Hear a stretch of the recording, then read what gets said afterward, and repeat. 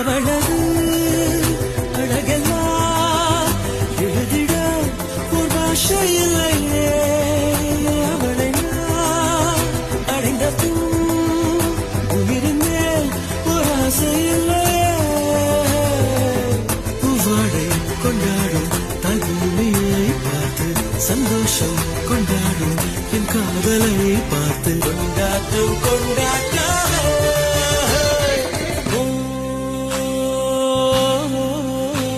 அவள் உலக அழகியே